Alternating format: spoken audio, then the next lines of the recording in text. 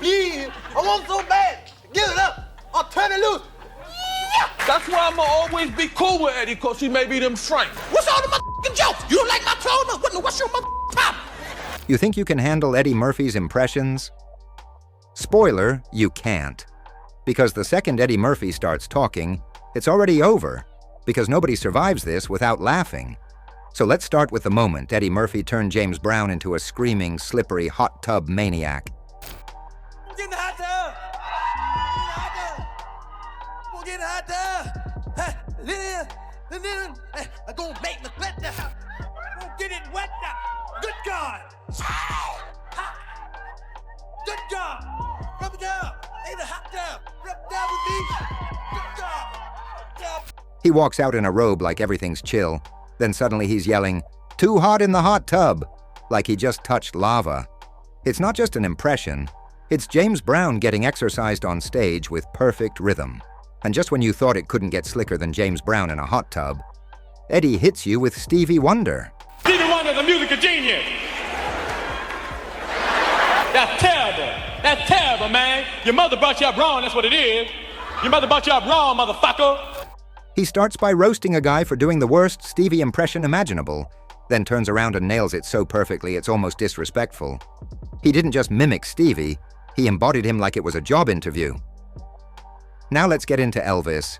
I've traveled each and every byway, oh, but more. What's northern is, feel me. And Eddie made the King sound like he needed a software update. He underplays it so perfectly it circles all the way back to being comedy gold. You're sitting there thinking, why am I laughing at a quiet Elvis because Eddie Murphy is evil in the best way? And then comes Mr. T, because Eddie didn't just impersonate him, he made him fabulous. Really? And he be walking up to people going, Hey, boy. Hey, boy. You look mighty cute in them jeans. It starts with the classic, I pity the fool, but Eddie adds so much attitude and style. It feels like Mr. T is walking a fashion runway. Eddie doesn't tone Mr. T down, he turns him into a full-blown event. And just when you think it can't get weirder, Eddie shows up as Gumby, and it's pure madness.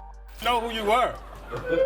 How the hell are people not gonna know who I am? I'm Gumby, damn it. Let me tell you something. I saved this damn show from the gutter because your jokes don't have legs, you schmucks. I pass kidney stones with more personality than the two of you. He's in a full green costume, puffing a cigar, yelling at people like a grumpy old boss trapped in a cartoon body. And then comes the line, "I'm Gumby, damn it," loud, angry, and somehow iconic. All right, now this one isn't even fair, because Eddie flips between Mike Tyson and Sammy Davis Jr. like he's changing radio stations. And before I get inside the ring, I'm your friend, but in the ring, basically what I'm trying to do is punch the bone into the brain and kill the person. Sammy's face over the candle. You know, Satan is as powerful as... 1 second he's Tyson, soft voice, hard threats, like a baby-faced bulldozer about to snap. The next, he slides into Sammy Davis Jr., cool as jazz, dropping old-school charm with that signature swing. And just when you think Eddie might finally run out of voices, he drops Tracy Morgan like it's a party trick. Tracy Morgan, I don't pull out. You're gonna get pregnant.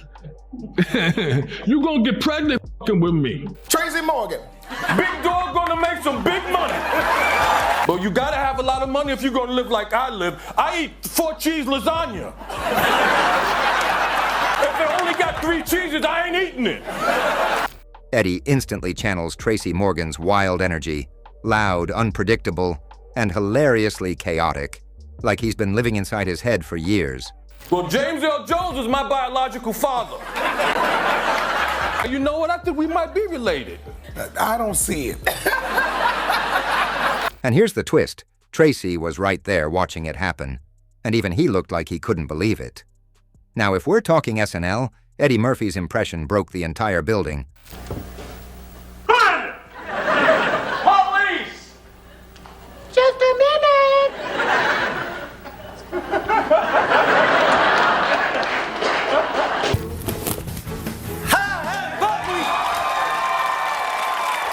sure do. Take a missing.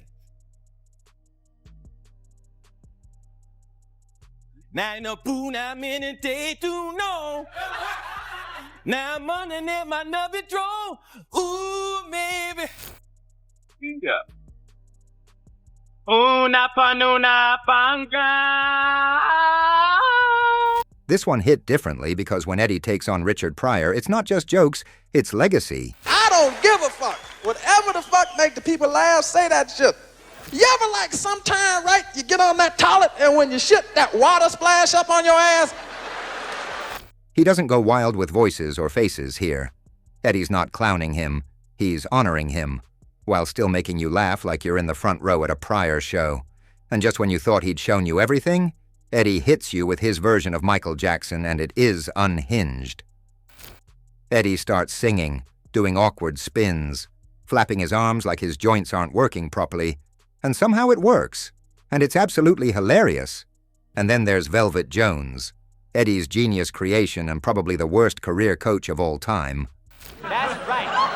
It's a known fact that a good hoe can make up to $1,500 a week. Just think, $1,500 a week without even leaving the comforts of your own bedroom.